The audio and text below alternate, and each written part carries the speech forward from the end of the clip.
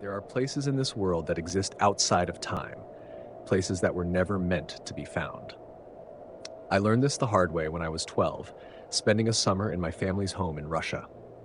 That night was supposed to be just another evening of playing outside. But what my cousin and I stumbled upon in the forest behind my house, it wasn't just strange, it was impossible. And the worst part? No matter how many times we searched, we never found it again. But something found us. It was the summer of 2012 or 2013. I was 12 years old, visiting my family's house in Russia, just like we did every summer. That night, my siblings, cousins, and I had been playing outside on the street. The air was warm, the sun had set, but there was still a dim glow on the horizon. One by one, the younger kids went inside for bed, leaving only me and my cousin Daniil outside. We weren't ready to call it a night yet. Behind my house was a dense, ancient forest, the kind of place where the trees grew thick and the paths twisted in ways that never felt the same twice. Daniil and I had explored every inch of it, or so we thought. That night, we decided to go deeper. We wandered for about 20 minutes, the canopy above blocking out what little moonlight remained. We had only our tiny flashlights to guide us, the beams cutting through the darkness. Then we saw it. A massive clearing. It was unnatural, a perfect circle empty of trees, bushes, or anything at all, just flat, dry grass. We had never seen this place before, and yet we'd spent years exploring this forest. And that's when we saw him. A man sitting by a fire. He was dressed in an old military uniform, one from World War II. His uniform was faded, his boots caked in dried mud. He had a small, ragged tent set up beside him as if he had been living there. And then he started screaming, "Help!" His voice pierced the silence. It was desperate, but off. He wasn't looking at us. He wasn't struggling. He was just shouting. Daniil tensed beside me. I could feel his breath hitch. "Something's wrong," he whispered. We didn't move. The man kept yelling, his voice ragged, but he never turned to look at us. He was searching for something in the grass, as if he had lost something important. Daniil grabbed my wrist. "Maybe we should help him," he whispered. But I knew we shouldn't. Everything inside me screamed not to answer. Then the man suddenly stopped yelling. Silence. Slowly, his head turned toward us. We saw his face. His eyes were pitch black. Not dark-colored, not shadowed, just black, like his sockets were empty. And then he smiled. Not a normal smile. It was too wide, the corners of his mouth stretching unnaturally.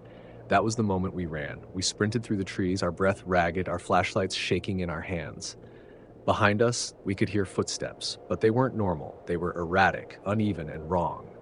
And then we saw it. A deer. At first, we thought it was just a normal animal, startled by our presence.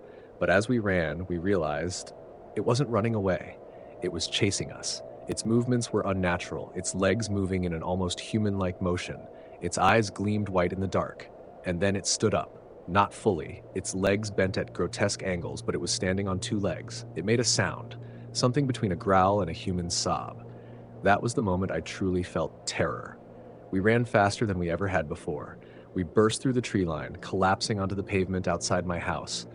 We turned back, expecting to see the deer, or the man, but there was nothing. Just the quiet rustling of leaves. We ran inside, locking the doors behind us. The house felt too quiet, like the entire world had gone still. My grandmother was the only one awake. We told her everything. She listened carefully, her face unreadable. Then she stood, grabbed a rosary from the wall, and whispered something under her breath. "You will take me there in the morning," she said. At 7 a.m., we went back. We searched. We walked deep into the forest, retracing our steps perfectly, but the clearing was gone. There was no open space, no campfire, no tent, no footprints, just trees.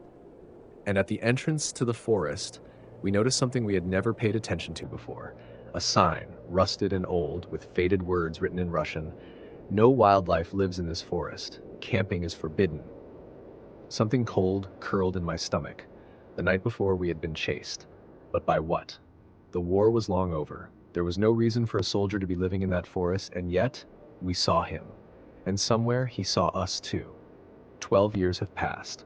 I've returned to that forest countless times, trying to find that clearing, but it's never been there again. But sometimes at night, I hear something outside my window. A whisper, a shuffle of footsteps, and sometimes a voice, distant and broken, calling for help. I've learned one thing since that night. Some things aren't meant to be found, because once you find them, they never let you go. I still don't know what we saw that night. Was it a ghost, a time slip, or something far worse? All I know is that whatever was out there, it was watching us. And I have this terrible feeling it still is.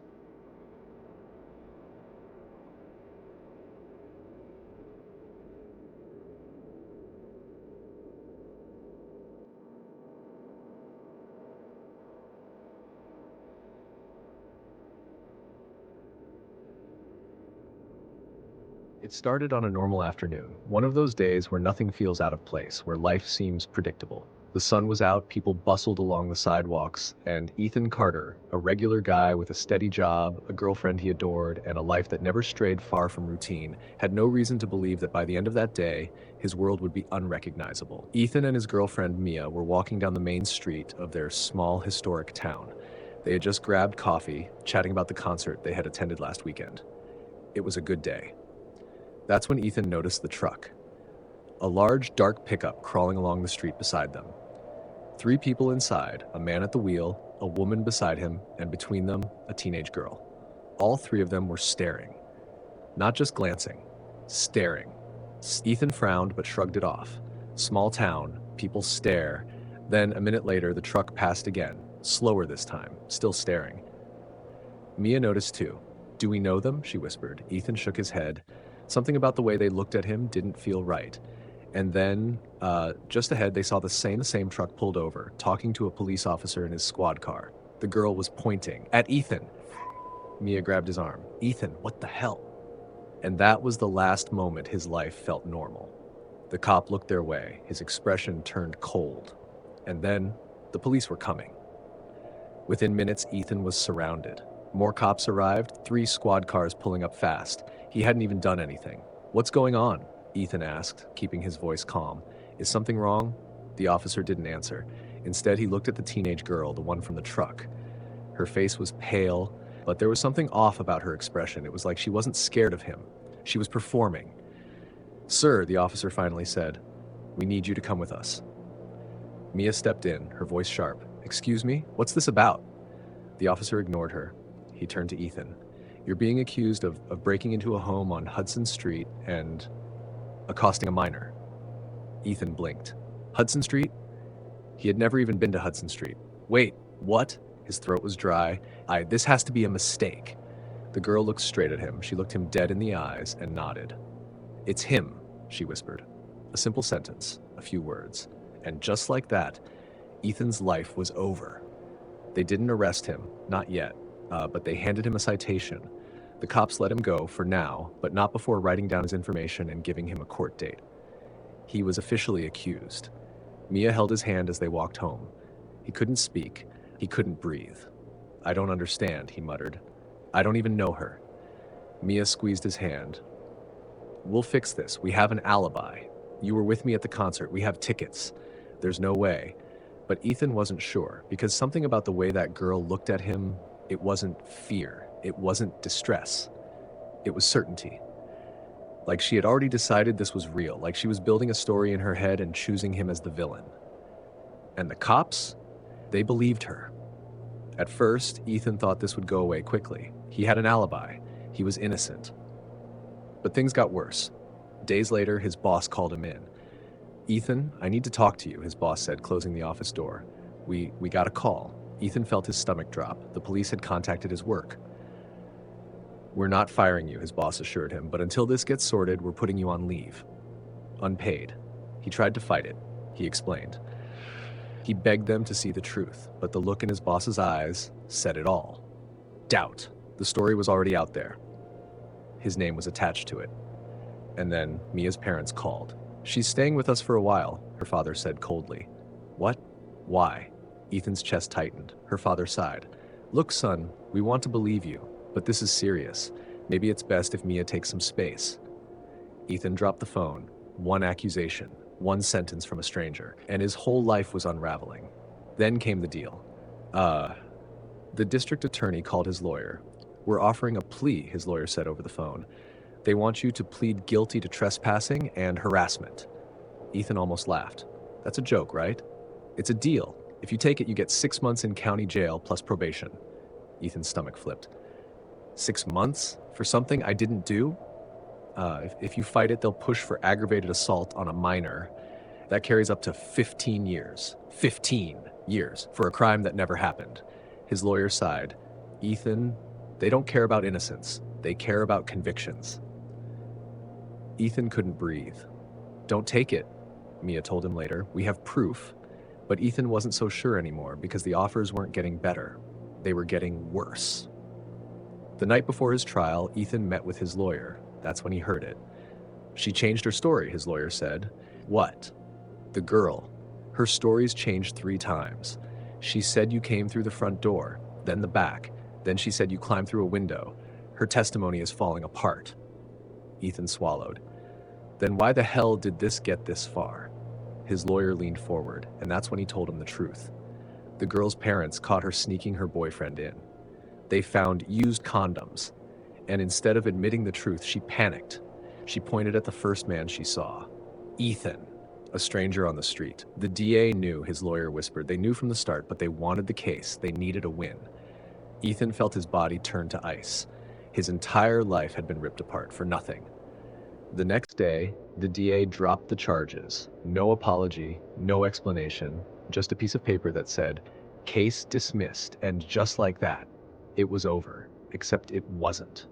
Because his job didn't want him back. Because Mia's parents still weren't sure. Because whispers still followed him down the street. And because, even though his name was cleared, his face was still in the system. He was still the guy who had been accused. And no matter how many times he told the truth, some people would never believe him. This is a real horror story, not of ghosts or demons, but something worse. The horror of being accused. The horror of being guilty even when you're innocent.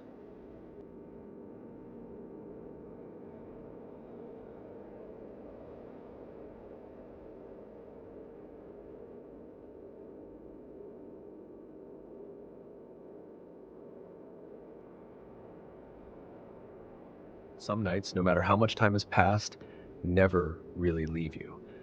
It's been over 35 years, but I still wake up in a cold sweat, heart pounding, ears straining for the sound of footsteps in the dark. For years, I told myself we were just stupid kids trespassing somewhere we shouldn't have been, but deep down, I know better. We saw something that night, and they saw us too.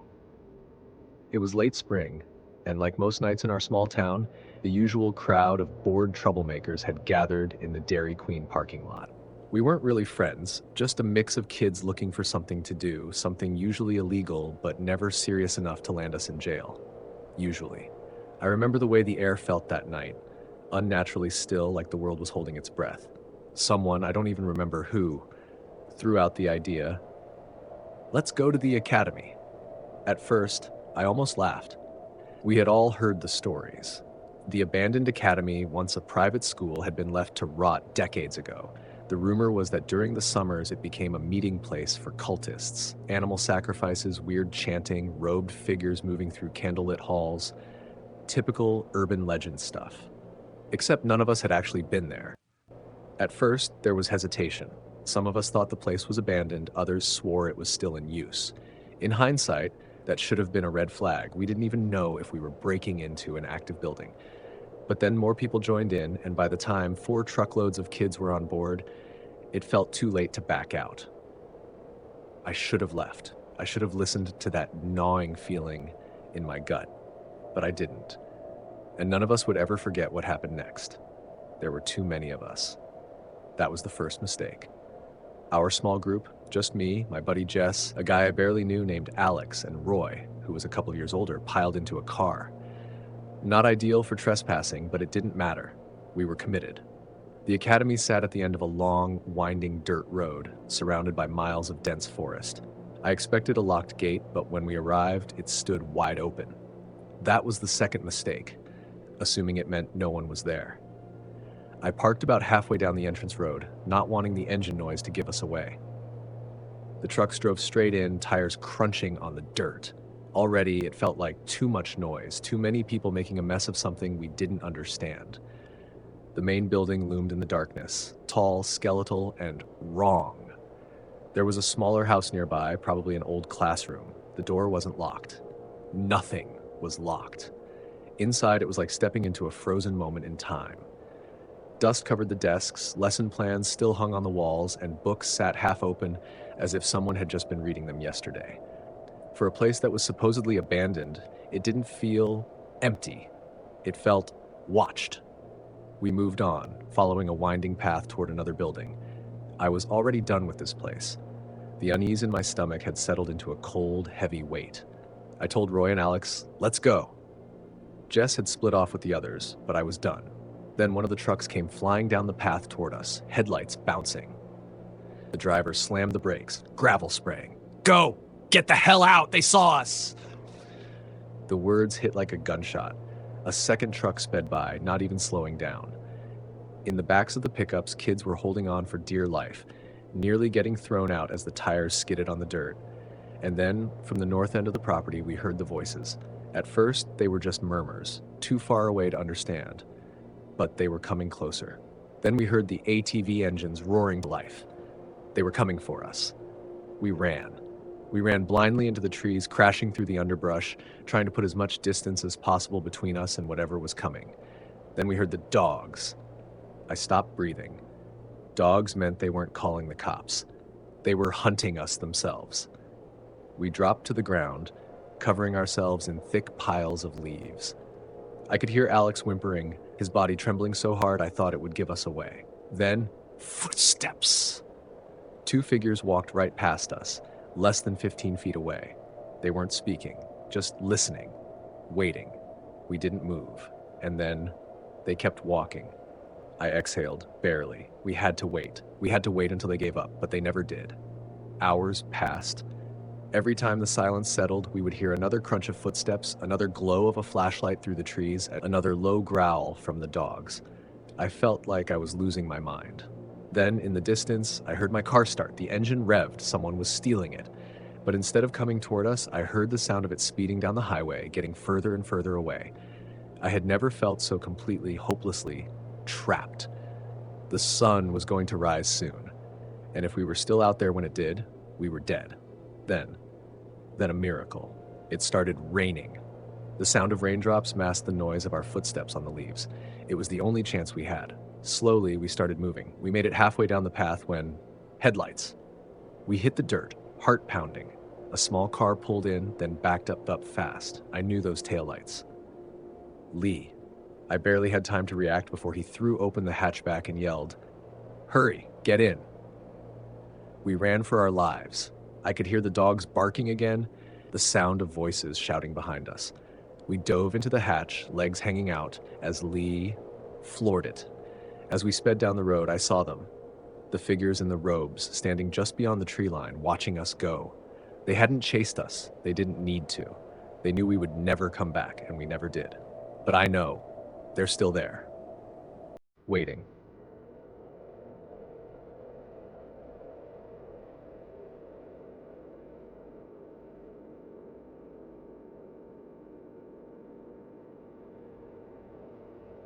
I've never told this story publicly before. Part of me wishes I never had to, but it's been years, and every time I close my eyes, I still see him. That thing. That grotesque smiling thing sitting in that chair. I was a cop in a small town, one of those places that barely makes it onto the map. We didn't get much action, just the occasional domestic dispute or kids causing trouble. Most nights were uneventful, until that night. The night I found something I was never supposed to see. The night I became part of something too horrifying to understand. It was late, maybe around 2 a.m., when the call came in. The dispatcher sounded half asleep. "Hey, officer. We got a report about some kids messing around at that old apartment complex off Route 9. You mind checking it out?" The complex had been shut down for years. Something about asbestos, faulty wiring, and a long list of other violations. But the real reason people stayed away? It had a reputation. Some people swore they saw figures moving behind the shattered windows. Others talked about strange noises, low whispers when no one else was around. Of course, I chalked it up to urban legends. I sighed, grabbed my flashlight, and drove out there. The place looked worse than I remembered. It was rotting, the windows shattered, graffiti covering the walls. The main door had been forced open as usual. I stepped inside. My boots crunched over broken glass. "All right, kids, let's go," I called out. "Not in the mood to play games tonight." Silence. Then, faintly, I heard it. Movement. It wasn't laughter or whispering like I expected. It was a wheezing sound. Something wet. Something struggling. I gripped my flashlight tighter and followed the noise. I made my way up the stairs, my hand hovering over my holster. The air smelled like something rotting. I turned a corner and stopped dead in my tracks. One of the doors was open. The room was lit. Someone had set up a makeshift operating room. Rusty surgical tools lined a dirty table. The walls were smeared with something dark, and in the center of the room sat a man in a chair. Except, it wasn't a man anymore. His head had been modified. His mouth, stretched, gaping unnaturally wide. His lips were sewn back, his teeth removed and replaced with dozens of other teeth.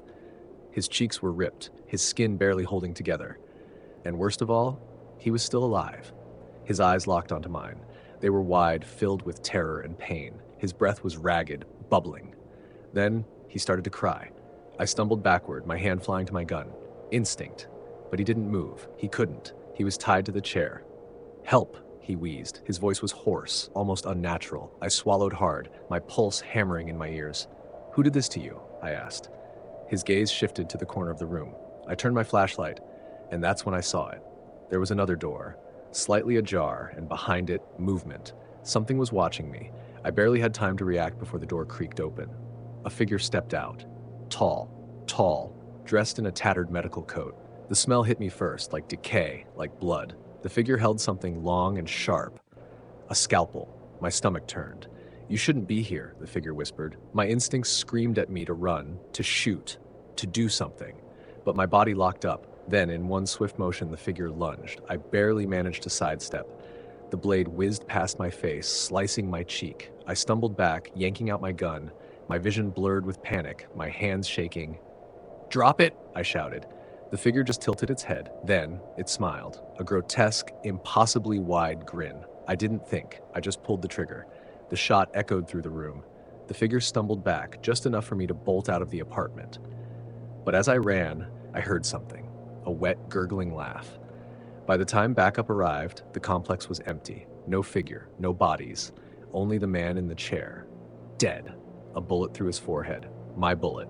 I told them he lunged at me. That I had no choice. But I left out the part where I wasn't aiming for him. They told me to keep quiet about it. Said it was better that way. I took a leave of absence. I tried to forget. But I never could. A year later, I got an anonymous letter in the mail. No return address, no name, just 6 words scrawled in shaky handwriting. "He's still out there, keep smiling."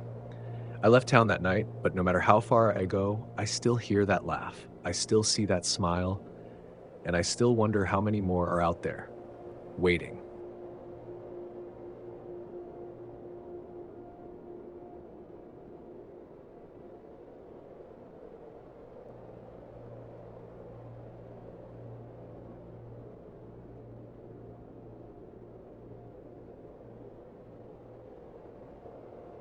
There are some things that lurk just beyond the tree line, things that watch, things that wait. I was only a kid when I saw it for the first time. I wish I could say it was just my imagination, but what happened next proved that it was real. And whatever it was hungry.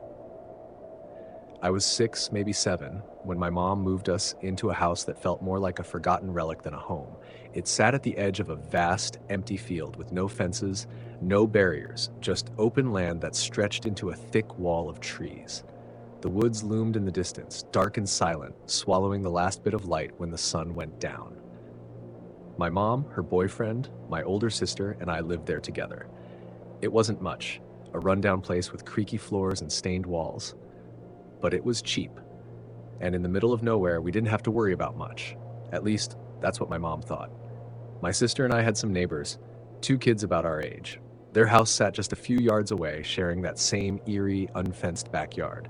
We spent a lot of time together, playing outside, daring each other to step closer to the woods. But even then, before I knew what lived in those trees, something about that place felt wrong. At night, I couldn't sleep. I would stare at my window, half expecting to see something moving out there in the field. Sometimes I thought I did, and then one night, I knew I did. It happened after we got home late one evening. The sun had already dipped below the horizon, and the sky was bruised with shades of deep purple and black. My mom parked the truck in the driveway, and one by one, we all climbed out. I was the last to go inside. As I reached the front door, I heard it, this soft, almost wet shuffling sound behind me. Not the sound of leaves rustling or an animal moving through the grass. No, this was different. I turned around. At first, I didn't see anything, just the truck sitting there in the dim light. But then I noticed it, a figure partially hidden behind the back of the truck. It was tall, thin, too thin. Its skin looked almost stretched, as if it had been pulled too tight over its bones. And the way it stood, unnatural, rigid, yet somehow alert, like it was studying me. My chest went cold. It looked human, but it wasn't. I knew it saw me. I could feel its gaze pressing into me. The kind of stare that made every instinct in my body scream at me to run. And then, "Raven, come inside." My mom's voice snapped me out of my trance. The second she called my name, the thing moved. But it didn't just step away. It dropped, falling onto all fours with a sickening crack, and then it ran. Not like a person. Not like anything I'd ever seen before. It was fast, its limbs bending at angles that made my stomach turn. And it was heading straight for my neighbor's backyard. I bolted inside, slamming the door behind me. My heart pounded as I stood there, trying to process what I had just seen. My mom didn't ask why I was so pale. She didn't see it. None of them did. But my sister, she knew something was wrong. We were in our room, the only light coming from a small lamp in the corner. My sister was lying on her bed, scrolling through her phone, while I sat there, still shaken. And then a sound split through the night, a screech, high-pitched, piercing. It was like nothing I'd ever heard before. Not an animal, not human. It was wrong. My sister bolted upright. "What the hell was that?" she whispered. I didn't answer, because the worst part, the sound was coming from our neighbor's house. A long, stretching wail like something in pain, or something hungry. Then silence. The next morning, my sister and I went outside. We wanted to check on our neighbors, see if they had heard the noise, if they were okay, but their house was silent. Too silent. The curtains were drawn, the front door was shut tight, no movement inside, no voices. We knocked, no answer. We waited, called their names, but nothing. By noon, my mom started to worry. She walked over, knocking harder this time. Still nothing. Not even the usual barking from their dog. It was as if they had just disappeared. That night, I lay in bed, staring at the ceiling. I told myself they had left early, maybe gone to visit family, but deep down I knew the truth. Something took them, and whatever it was still out there. Days passed. The house remained empty. Then one evening, just as the sun dipped below the trees, I saw something. Out in the field, a figure, standing, watching, tall, thin, waiting. And this time, I knew it was looking straight at me. I don't know what I saw that night or what really happened to my neighbors. But I do know one thing. Some things don't just watch, they wait. And sometimes they come back.